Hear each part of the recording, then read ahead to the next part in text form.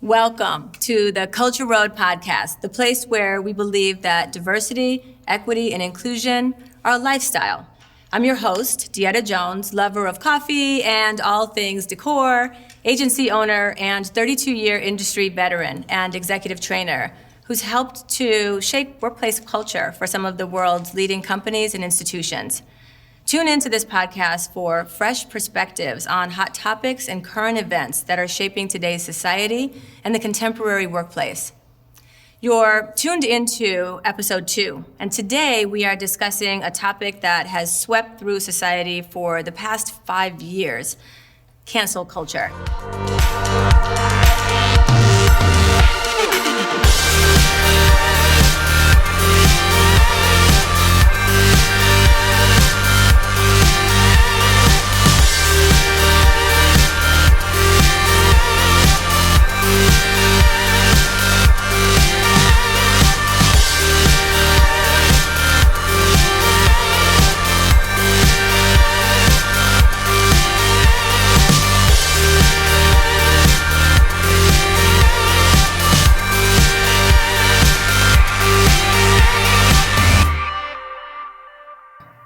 What initially started as an effort to hold those in positions of power to higher levels of accountability has evolved into a movement, not governed by standards of accountability itself, yet having much impact on spheres of influence ranging from the music industry to the marketplace. Joining me in conversation today are some of the most well-read and informed women that I know: Evelyn Miller, Monique Idlett, and Collette Leonard. Evelyn Miller, here in the black closest to me, is partner of Smart Settlements based in Washington, D.C., Maryland, Virginia, and Florida. She's also known as Smart Evelyn JD. Welcome. Monique Idlett is co-founder of Rain Ventures, a $100 million investment firm, co-founder of Mosley Music Group, and the latest star from Undercover Billionaire Season 2. Welcome, Monique. Thank you, Dee. And Collette Leonard is vice president and co-founder of Cannabliss, a DC-based medical cannabis dispensary. Welcome, Collette. Thank you for having me. I'm glad you're here. Okay, ladies, welcome. We said our welcomes. We're so happy to be here. We're always together, so it's fun to be together in this setting and to talk about this kind of juicy topic. So I really enjoy that we're going to be able to do this together. Cancel culture is something that I really love for us to approach from as many angles as possible. So just come from wherever you are coming from and let's just explore it, because I know that everybody has different feelings about it. We all have different experiences with it. Let's just go for it. So it's also one of the kind of conversations that we can have that doesn't just express our own opinions and experiences, but also helps us to think about what are some of the implications on society, the way that we're experiencing society and the way that it's helping to shape and inform society. All right, with that said, let's get into it. So I'll start off with this question. When was the first time that you heard the phrase cancel culture, and what was the situation surrounding it? Who wants to start? I can start. Okay. I think Me Too movement was kind of when I first became aware of the idea of cancel culture, because you were seeing so many people kind of outed for past bad behavior, and then there was this kind of just social media surge against them. And I thought it was really kind of unique and actually kind of cool to see some people have, like some retribution for some past wrongs. And I don't know, R. Kelly comes to mind too. Oh yeah, and that one, right? Yeah. Yeah, he definitely got canceled. Yeah. Yeah. So, Good answer. Yeah. Monique? I think the Me Too moment is also when I first heard the term. I always think about things from a perspective of who are we? It's like, we've condoned this behavior, and now it may have irritated one person personally, so now they're punishing the one person, right? You want to cancel a person versus canceling the behavior.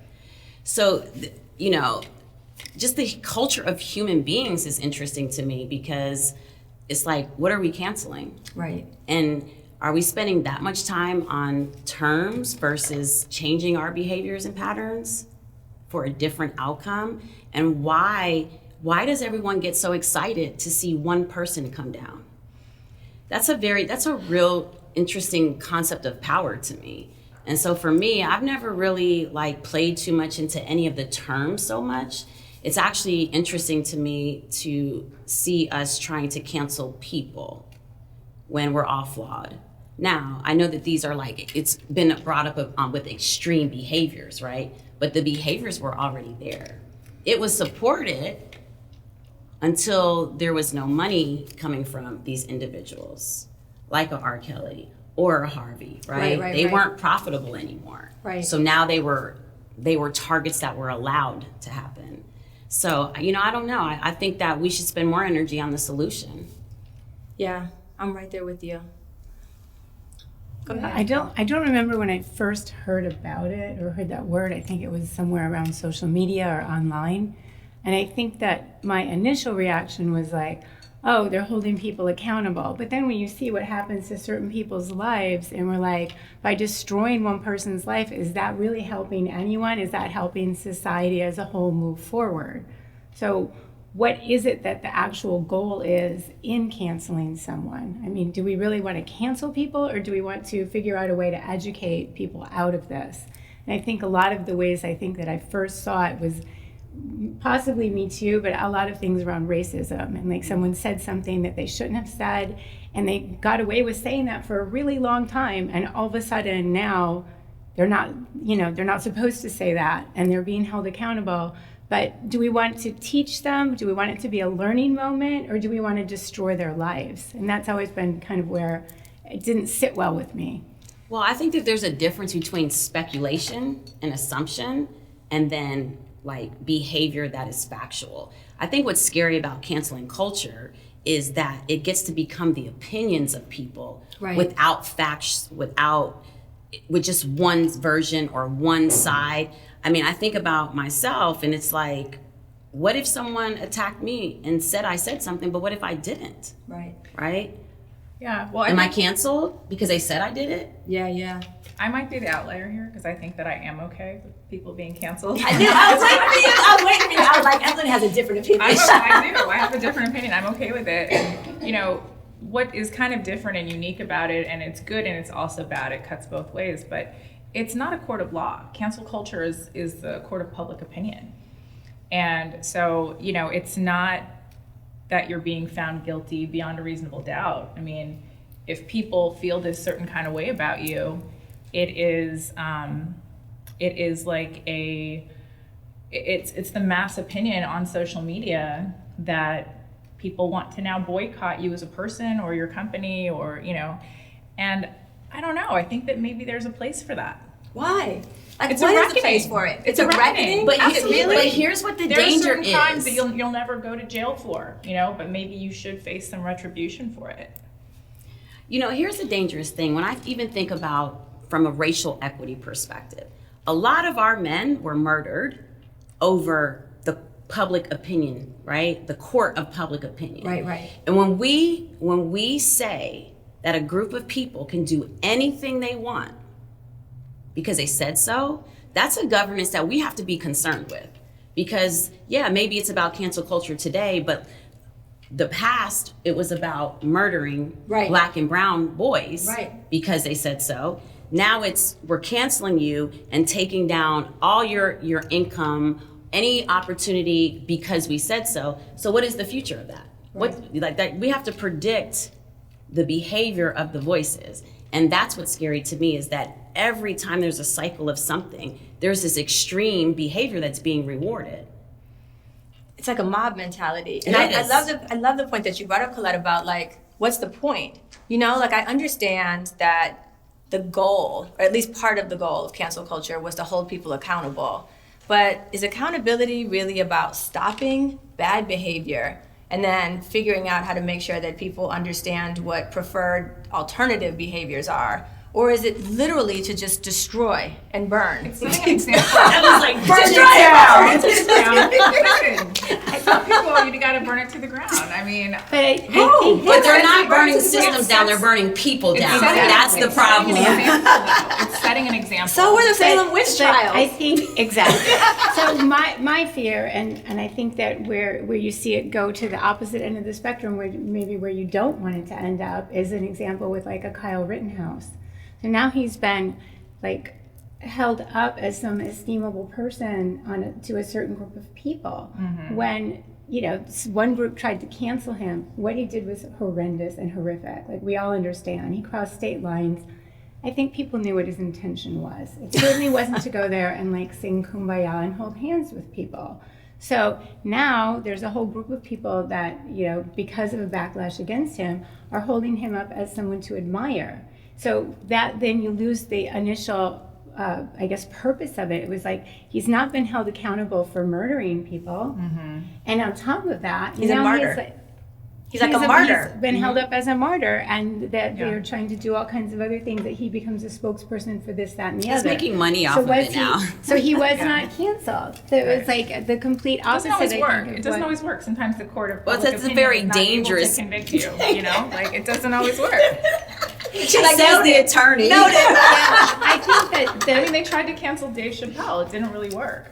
No, you're It right. didn't exactly work. There was an attempt. Well, but them trying to cancel him didn't actually make sense. Exactly. Right? Like, that actually didn't make sense. He actually was, what they were accusing him of was completely opposite of what his behavior was. His I would agree behavior with was that, Yeah. an inclusive person. He makes Absolutely. jokes about tough conversations Yep. that people are all saying behind closed doors, so he brings it to the forefront in a very sarcastic, sometimes, a lot of times, over people's head, Over people's Right. heads. So they actually missed But the I whole think- point anyways. I think if you watch the special and you watch his performance, then all of a sudden maybe it's not what you thought. But like the headline says one thing. So I think maybe part of the conversation is like stopping to like take a deep breath, read about it yourself. Are you reading the right sources to figure out what information about it? Because it's very easy to cancel someone. And I'm with you, Evelyn. There are many people who should be canceled.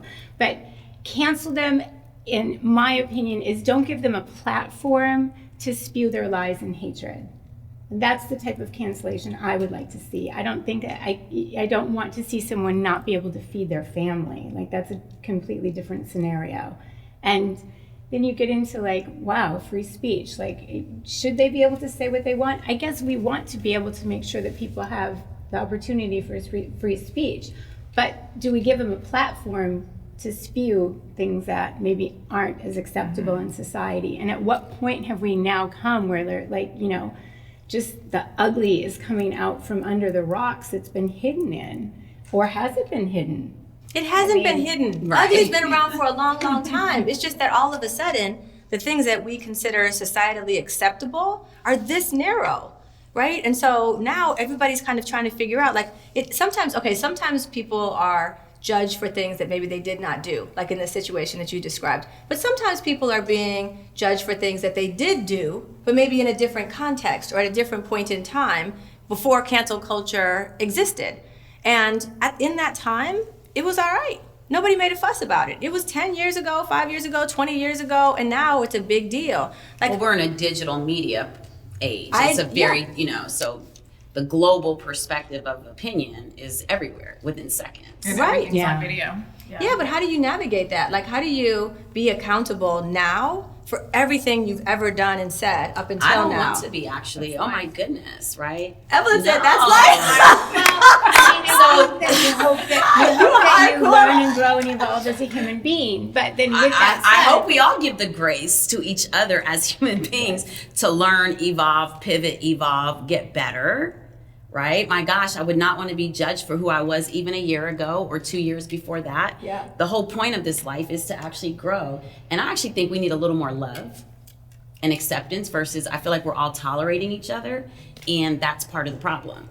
And not just tolerating. I feel like we are actively looking for the error of people's ways. I feel like there is like this That's a whole lot of energy. Yeah, it's a whole lot of energy that's like, let me find where you are stepping outside of the boundaries that I have drawn around you and around my expectations around what your life is supposed to look like.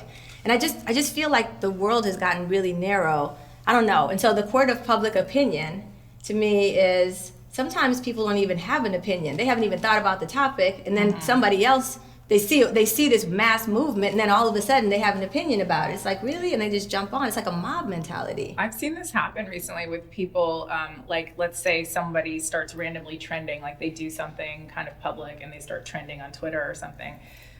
People will go back and search like everything that person has ever tweeted in their entire life. Yes. To see if they've ever said anything offensive or off color, you know? And then I've seen that stuff get brought up, and then it's, you know, then that's trending. They're trending for this. I think that's for where bad you behavior. lose the opportunity for a growth moment for that human being, for that individual. Yeah. And certainly people need to be held accountable. I mean, if you're talking about Harvey Weinstein, what he did was atrocious, and he got away with it for decades. And he ruined many women's lives based on his behavior. So he should be held accountable. But there are other people where I think it's like, you know, a housewife of Utah maybe said one thing she shouldn't have said, and now she's taken off the show. And, you know, maybe that could have been a learning moment on the show. Hey, I shouldn't have not. I've learned from this, or I didn't say that. I mean, but because there's so many different ways you look at society today and culturally, I mean, he's in a position where he was offering people opportunities based on disgusting, you know, requests of them or forcing himself on them. She's a reality TV show, you know, person. So. I think sometimes the mob gives you grace and sometimes they don't. Like sometimes there are these attempts to cancel, you know, and the mob needs to stop having power. You know, they don't fully work because maybe people connect to you. Like with Dave Chappelle, I think so many people connected with him and they understood where he was coming from, and so even though there was kind of a movement to cancel him, it just didn't quite work, you know, and he was able to address the issue. And that's something positive, I think, that comes out of it too. Like Joe Rogan, you know, they've been trying to cancel Joe Rogan, and, you know, he came out and did like this whole apology thing. Like he's had to deal with some of his past demons and kind of reconcile that and do so publicly, which I think is appropriate. I think it's appropriate. And then people can decide if they still want to be his fan or if they still want to support him. But it kind of just goes on and on. I think the Joe Rogan example is a good one. Like Joe Rogan, you know, people tried to cancel him. Then other people said, you know what, I appreciate you stepping forward and trying to learn and grow and apologize. And people who stepped forward and said, I appreciate you handling this well, also got canceled, right? Like, you know what I mean? Like, and it's like a ripple effect. Too, yeah, right? It's like you can't. And you get a mob, and you get a mob, and you get a mob. You know?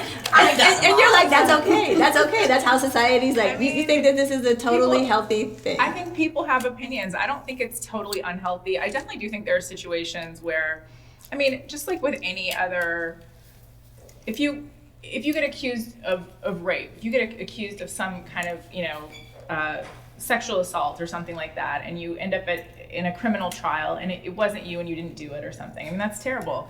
Same thing happens. Wait, it's more than terrible. Yeah, it's terrible. It's a terrible situation. And sometimes that same thing is going to happen in a court of public opinion, life-changing. where people are going to think that you are worse than you are, or they're going to misread a situation, or, you know, I mean, I'm not saying this is not a perfect system that we have. The way that cancel culture is working, it's not a perfect system. Like, there are definitely people who are going to be injured by this who probably don't deserve it. I do think that there is, people are having to be more accountable for their actions. They're thinking about what they're going to say publicly, how they're going to behave, what those things mean to other people. You know, like I think people are a little more aware, though, of their actions and what they're doing on social media platforms, you know, as they probably should be. So I think that that's okay. I mean, I think that there are very, like, to me, cancel culture, I can't even put that in the same context of illegal activities, right? Right. So it's really hard for me to even put them into the same compartment. But some people are being canceled for things that are actually crimes. Right. But they just never were actually, you know, I actually think tried that's for very those different. crimes. But here's what I think is the most important thing for me personally is that we give a lot of energy to this stuff. Yep. And I just wish that we gave more energy to our own personal self as an example, Yep. which then is contagious to our community around us, which then becomes contagious to the entire community. That has the same way that this negative, aggressive energy of the canceling someone, the opposite of that is love, support, education, healing. And we got to get over here. Yeah. We have to get over here because we're spending too much time on our differences, and this has been the existence of humanity. This is not a new thing. They called it something different before, but every cycle it changes, every generation it changes.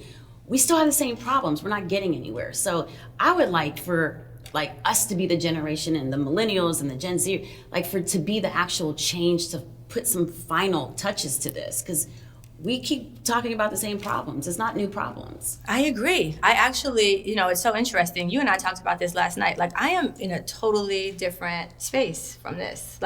I've always been different from this. The work that I do, I've always felt like I need to be able to talk about these subjects that are hard, but they're often just diluted down to two binary of pieces. It's either right or wrong, or good or bad, or black or white, or progressive or conservative. And I'm like, I don't even like all those boxes. And I feel like the world is filled with abundance. Yes. Why are we operating from a place of scarcity? Right. All the time. The beggar, right? Versus the commander. And toxicity. Right? Because I feel like the smallness is where fear lives, it's where scarcity lives, it's where toxic energy lives, and I don't feel like solutions live there. Here. And I think if we teach children to love themselves, and they love themselves, they don't go out and hate other people.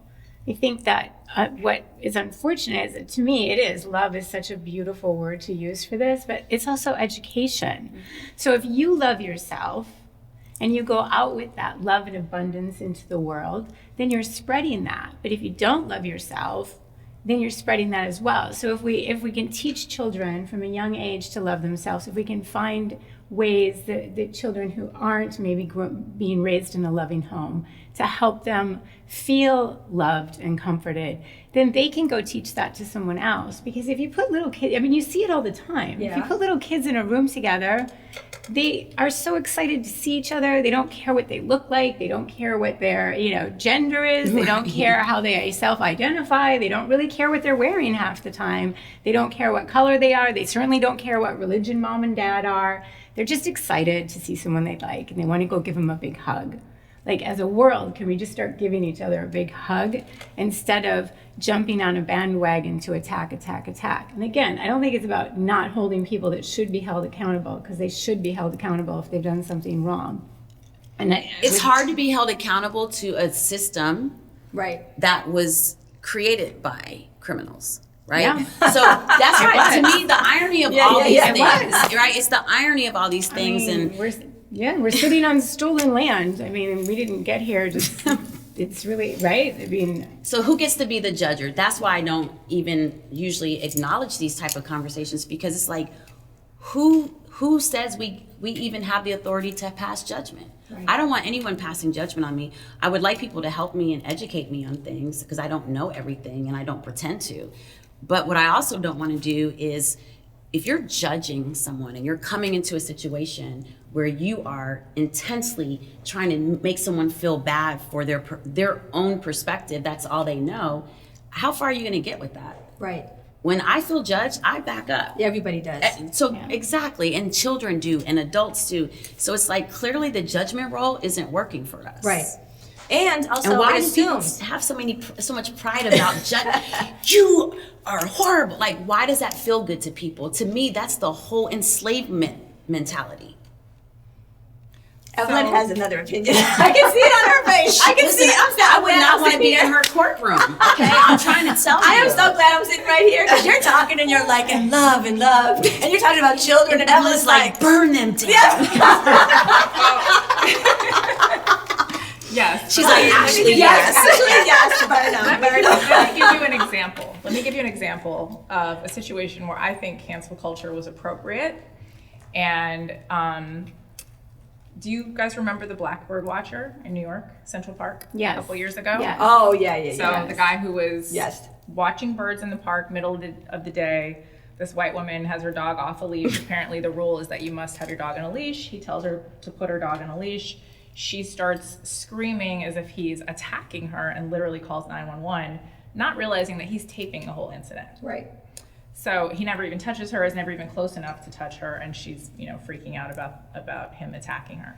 So from that, she ends up losing her job. She's on like every, news station. I mean, it's like national news. She committed a crime, though. She did, but guess what? And so she was convicted of a crime, but it's a very it wasn't a big deal. Like, it's a slap on the wrist what happened to her. Okay. So the cancel culture was the cancel punishment that she culture needed, that the was law the didn't real deliver. punishment. Yes, I would say that is the real punishment that she got for this, is that everyone canceled her. Nobody's going to want to hire her. I mean, For 5 days. This is going to follow her for a very long time. You think I people that's remember? the bigger. Absolutely. Remember her?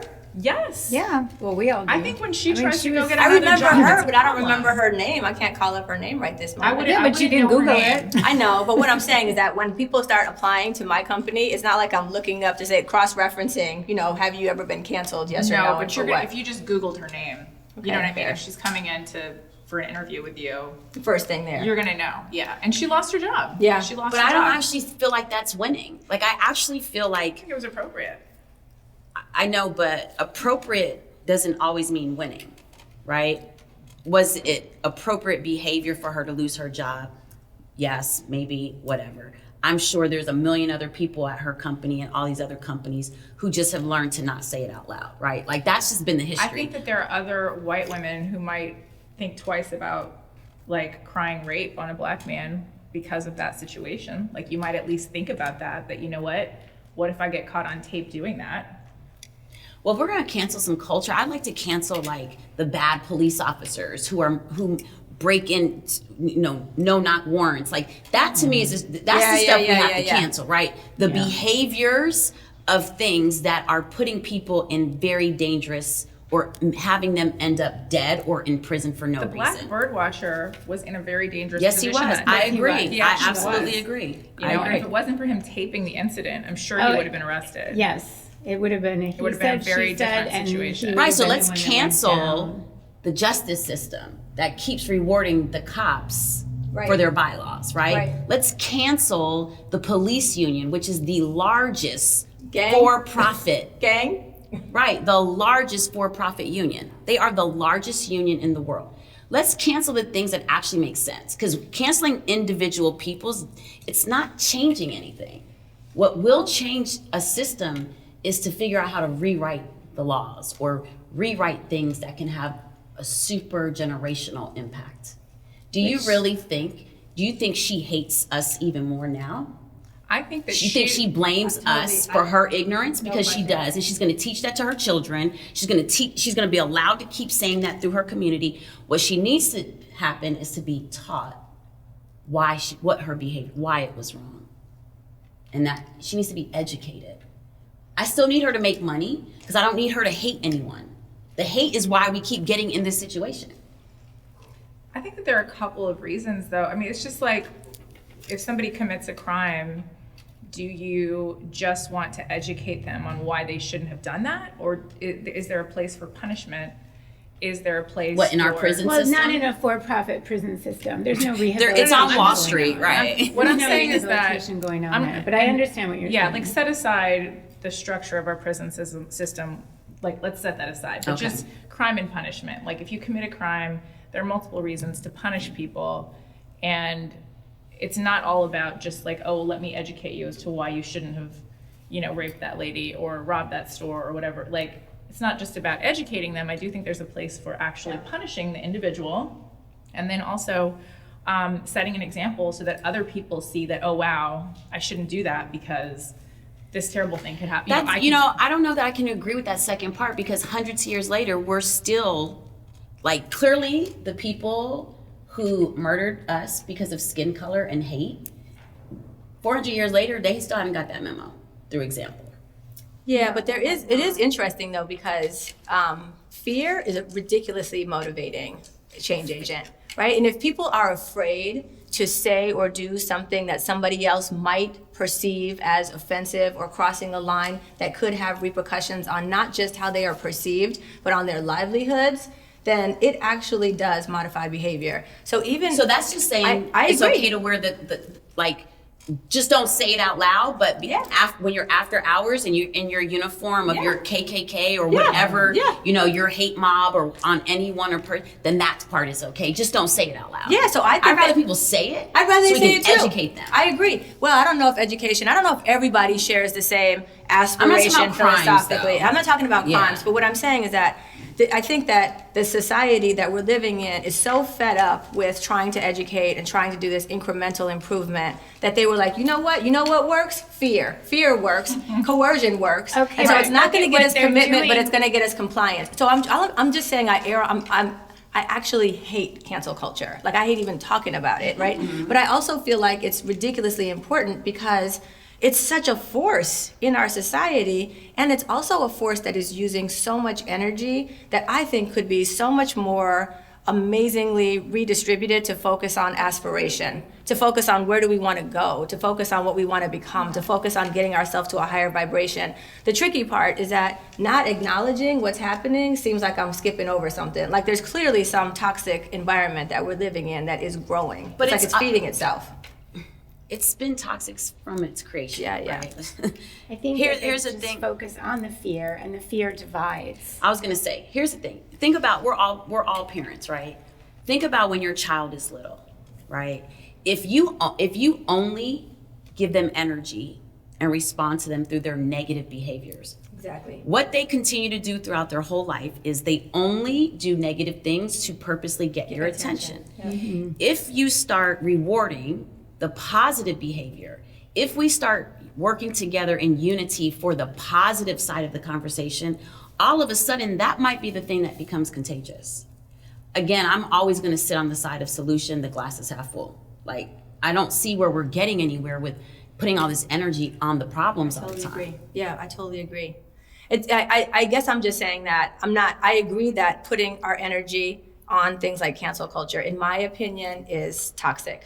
I also believe that there are so many people who are just fed up. I think that there are so many people who are fed up, and they're like, you know what? All of this peace, love, give us a little bit more time. We're going to resource it a tiny little bit along the way is not working. And there's enough people who are like, I am willing to throw it all in and say, I would rather err on the side of toxic energy than no movement. And something's got to be done, and there needs an intervention.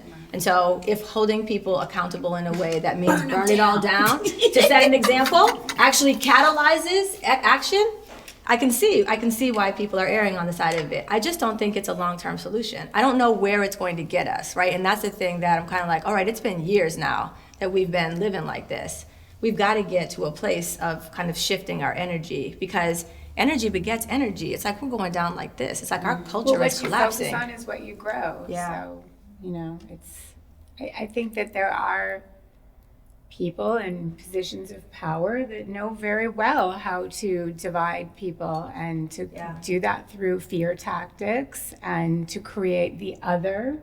And then when you sit down in a room of people, I mean, it's media is such a huge factor in this, and what you see on media and the images that you see over and over. And, Monique and I were talking back in the green room, and we were saying, like, I grew up in Minnesota, and in Minnesota is really very white. And we all know what's going on in Minnesota right now, which is just horrific. And so it's like in the forefront of the news. But I was talking to one of my sisters years ago, and I was saying, like, as we were growing up, I'm like, do you honestly think for a moment, like, because you would turn on the local news and it would be like, this black person did this crime, committed this crime. And over, that's what we were being fed. So white Minnesotans were raised on the 5 p.m. news to be afraid of black people. And I said, do you really think in a population that's 80% white, that there aren't white people committing these same crimes, but they're not on the news? And so to so many people, it was easy for them to sit in their suburban house and sit back and say, oh, well, the crime's over there. The crime's on that side of town. The crime's among those people that look like that, those people that are that color. So opioids came.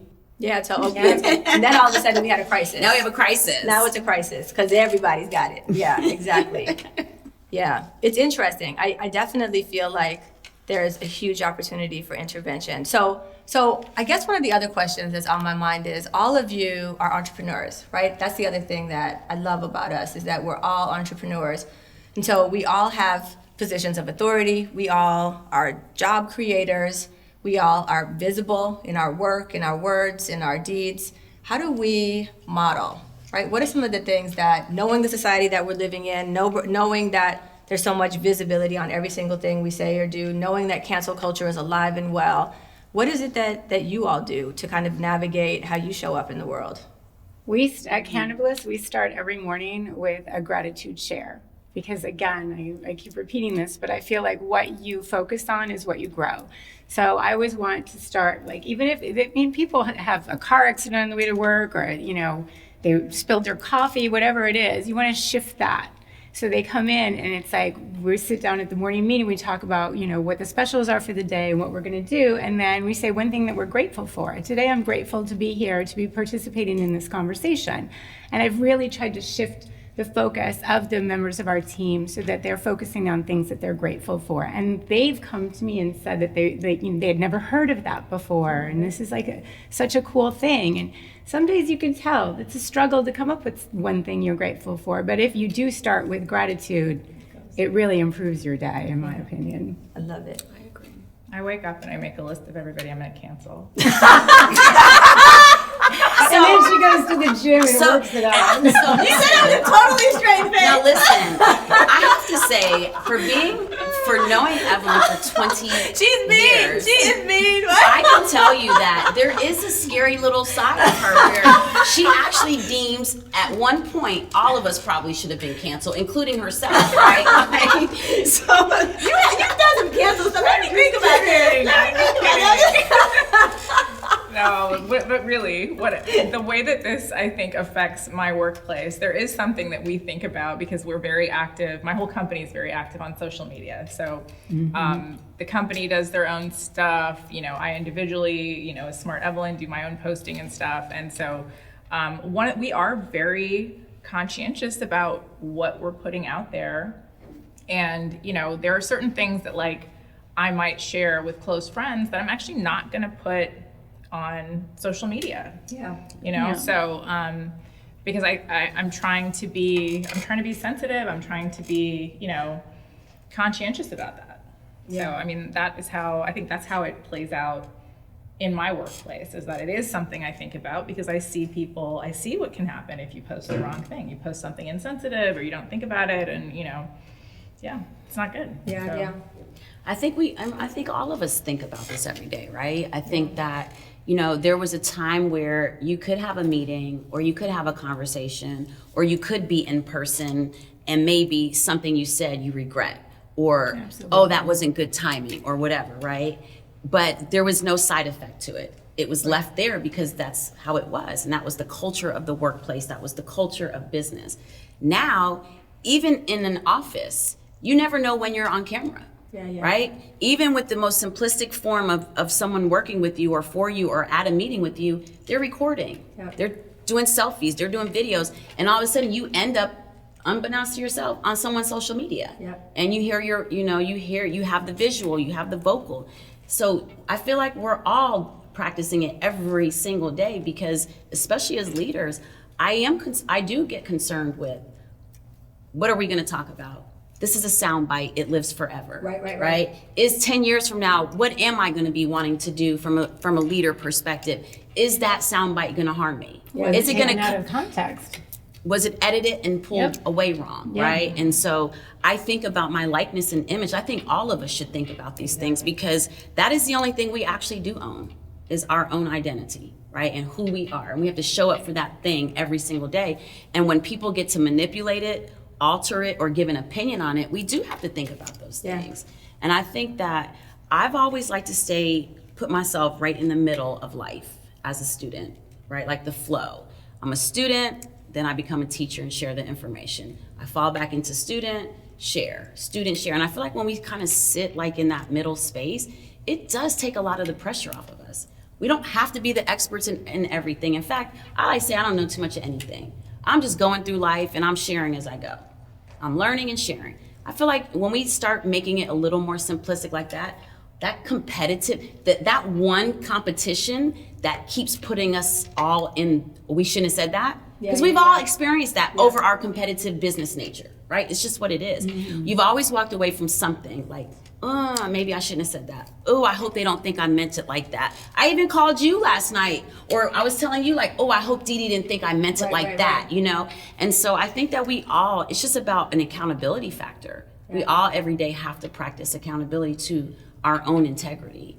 Well, and the other thing is that, you know, I love the student and teacher and the flow, but I also feel like cancel culture doesn't need to exist if I'm humble and aware enough to pivot, to acknowledge, oh, you know what, and to realize, like to recognize, you know what, that may not have landed right, or it wasn't, I don't know if it did, I at least want to check.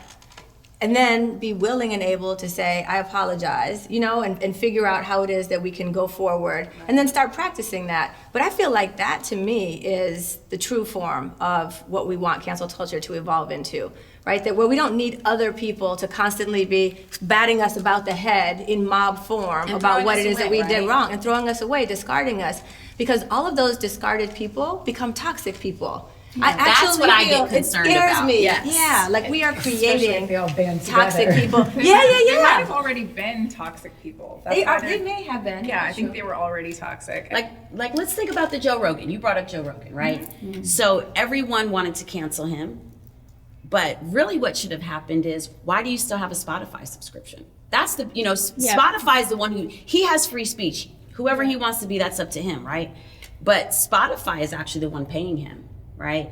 And then out of that cancellation came a double what he was making at Spotify offer. So that's the areas that we have to be careful on, because someone wanted to pay him $200 million now, right? Yeah. So for him to hate, right? So now if he would have been driven by that money, he didn't accept it.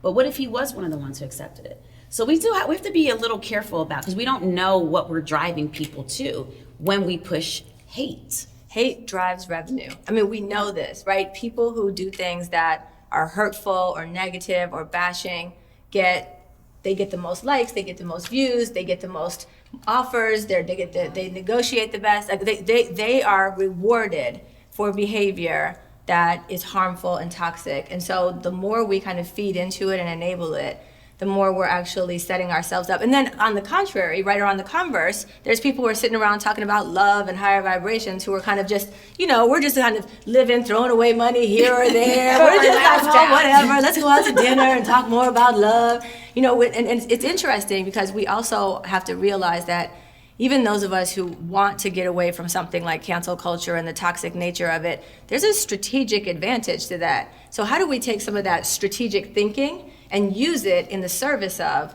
some of these other ways of accomplishing what we're trying to accomplish, right? How do we bring a collective energy around people being more willing to be in an educational space, or being more generous, or being more humble, or being more in a teacher-learner flow over the course of our lives, and allowing that to be not just accessible and available, but incentivized and rewarded? Like, how do we create a strategy towards that?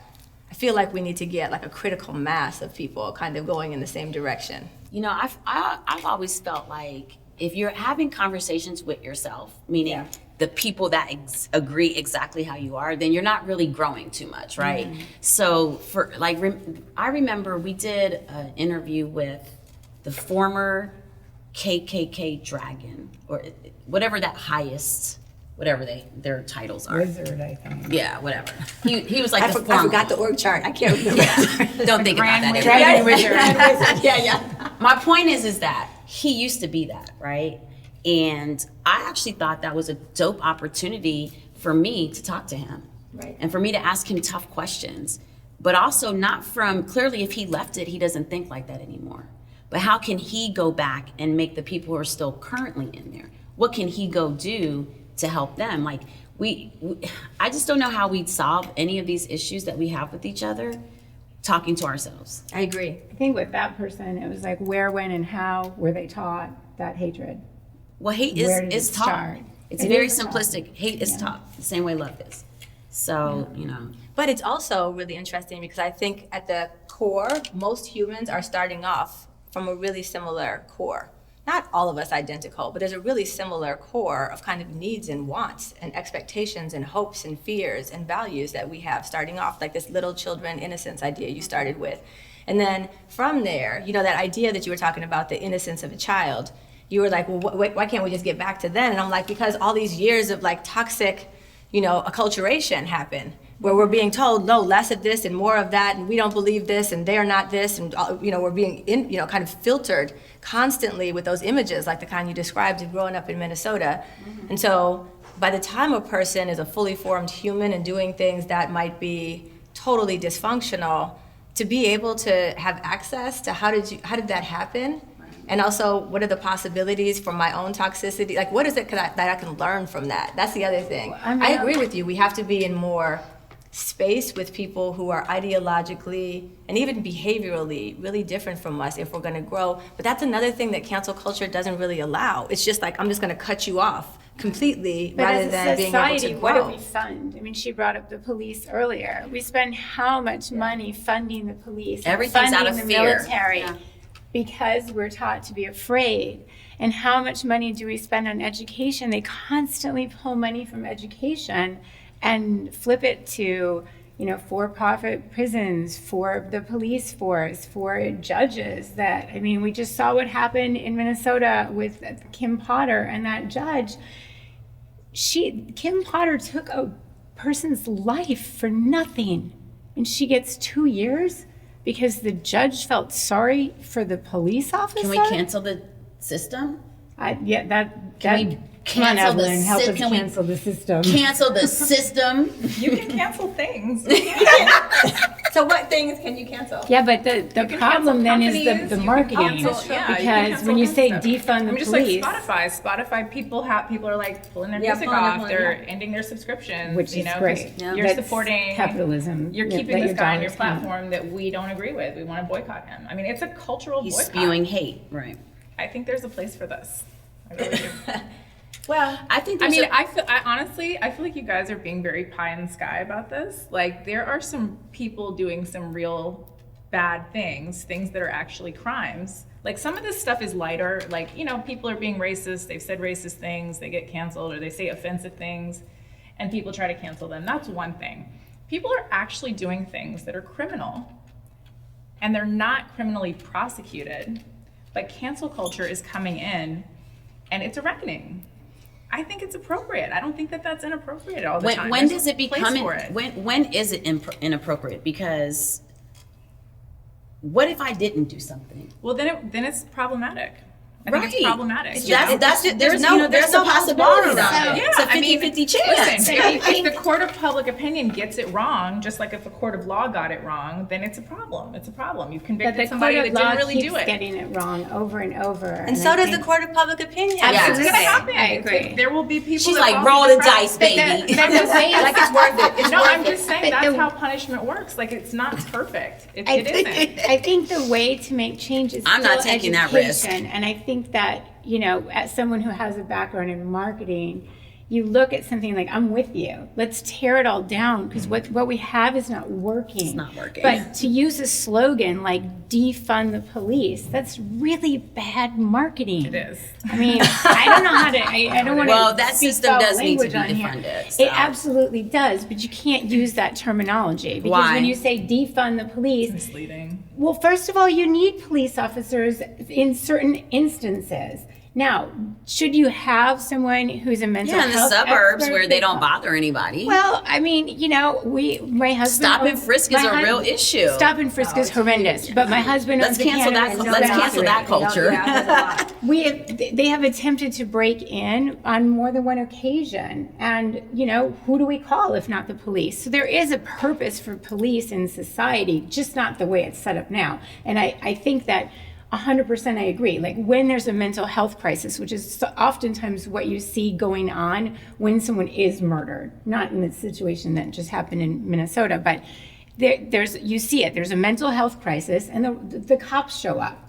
Well, nothing against police officers in this context, but they're not qualified to handle that situation. They're not educated to handle a mental health crisis. So what Defund the Police proposes is to have other funds so that the appropriate people are responding to the appropriate crisis.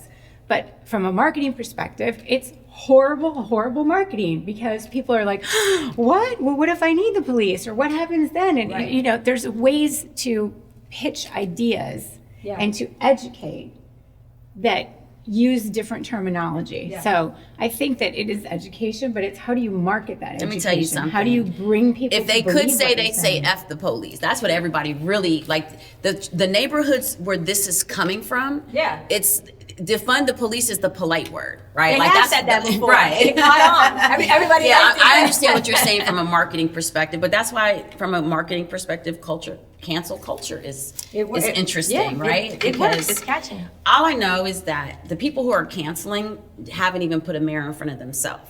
So, you know what I'm saying? Like, all these people are out here raging out, yet are very miserable and unhappy and unhealthy in their own life, and are doing Not things you, make. Evelyn. No, we're not talking about that.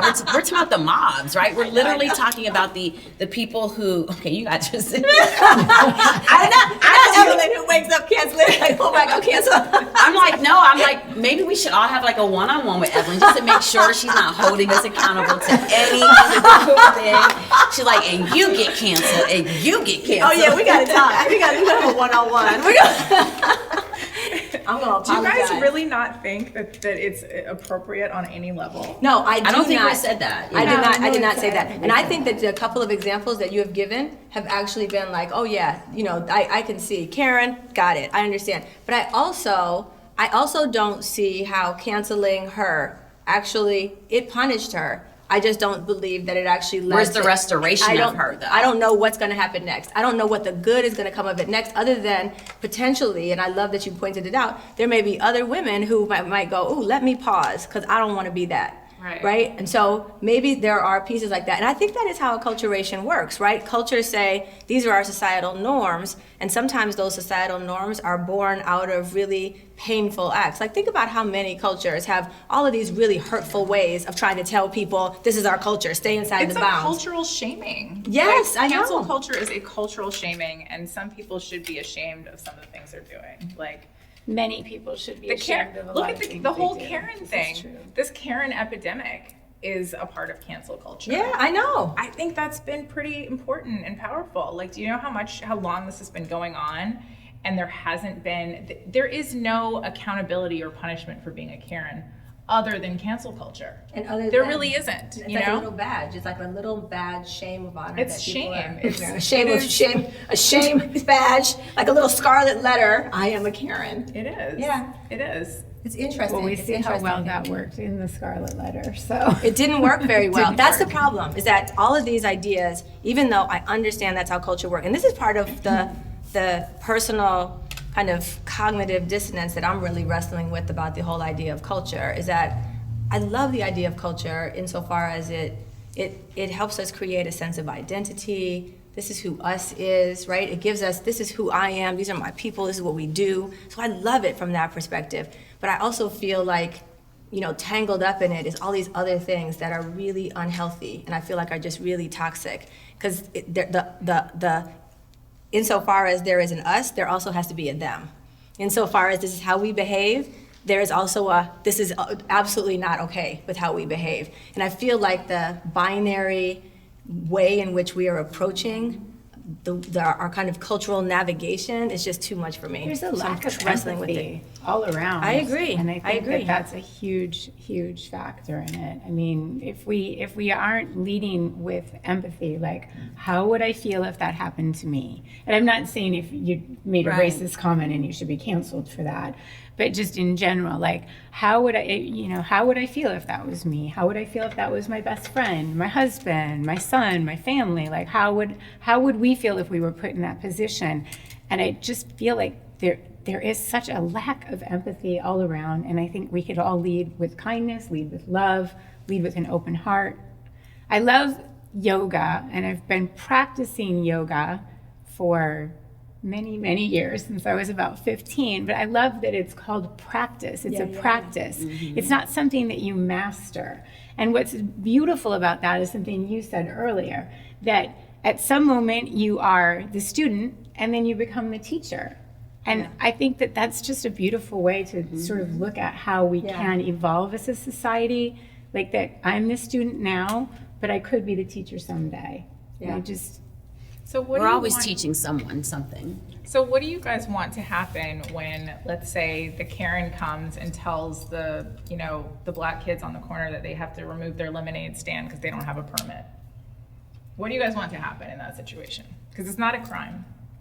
You can't call anybody for that. I believe like the old school, like me as a mama or somebody who's a mama or somebody on that block is gonna come up and be like, you know what, let me just talk to you about what you're doing right now, right? But I feel like that thing doesn't need to happen on social media and be blasted across the world. I feel like even within communities, that there are opportunities for us to kind of go, come on neighbor, that's not how we roll. That's not how we treat these kids. I believe that we need to be comfortable in those kind of communal spaces and sharing that kind of love and generosity and feedback with each other. But I don't believe I need to blast you on social media. I don't know if the Karens care though. Like, I don't know that alone, like a one-on-one conversation is gonna have the same effect. Because I think part of it is recognizing that what you're doing is just completely socially unacceptable, and it takes the mob to let you know that sometimes. Like, I don't think the Karen I've seen tons of these Karen videos, like do you think these Karens are transformed? Do you think that these Karens are literally having an epiphany and they're like, OMG, I had no idea. I got canceled. These Karens are saying they got me wrong. They got me twisted. They only got part of the story. I don't know if they're having a personal transformation, but I do think that they're not going to do that behavior anymore. That's what I do think. I don't think that person is going to keep doing that anymore. I hope they don't. I hope they don't either. Okay, listen. I love y'all, but we gotta wind up. Okay, so listen, we have not solved anything. Evelyn's canceling us right now. We're going to dinner. We're gonna go to dinner. We're gonna debrief. We're gonna have some love. We're gonna hug on you. We're gonna hug you and give you some love. And then we're gonna tell anything that I did to offend you though, I want you to just tell me personally, privately, and we're gonna fix it. I'm gonna apologize and I'm gonna get it right. Okay?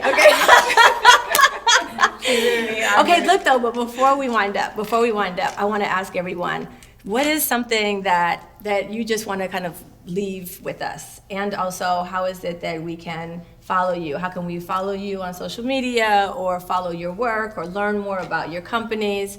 So everyone, one thing that we can take away or that you're taking away, and then how we can get in touch with you or follow your work. Okay? You ready? Evelyn, you want to go first? Yeah. Okay. Yeah. I know. She's like, I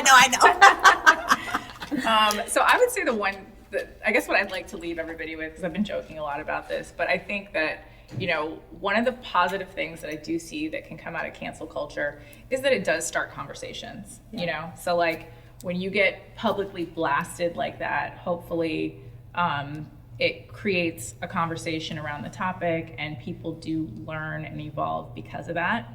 And then hopefully you don't have as many of those situations in the future. So that's kind of my takeaway from this. But you can follow me on Instagram at smartevelynjd.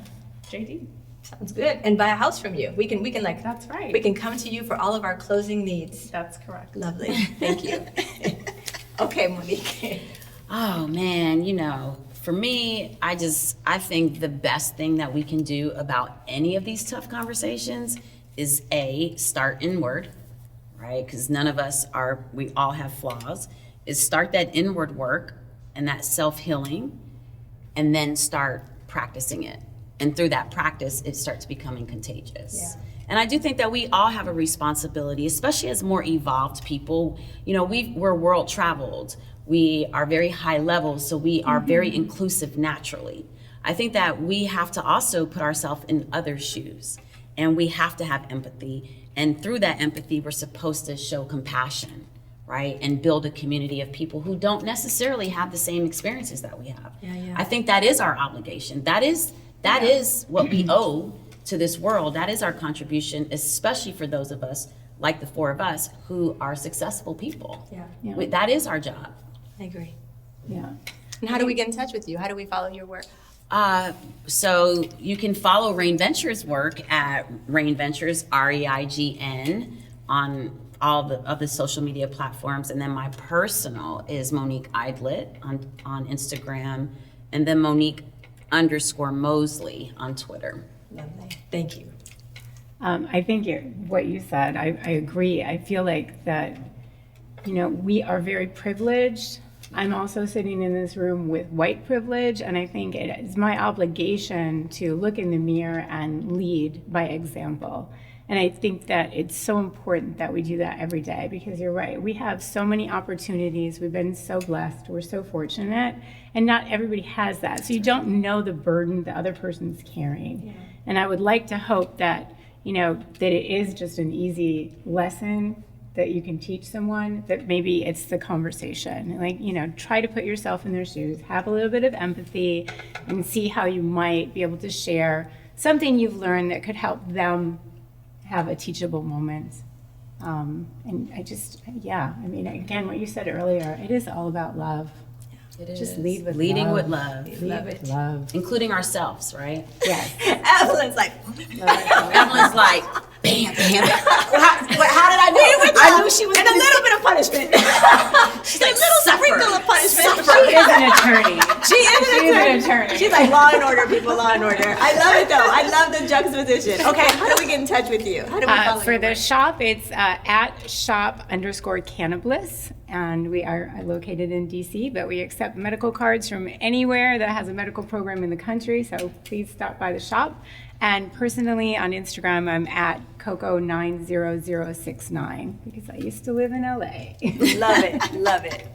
All right, y'all. Thank I you love for so having much. us. Oh, Thank I you. love it so much fun. I'm just.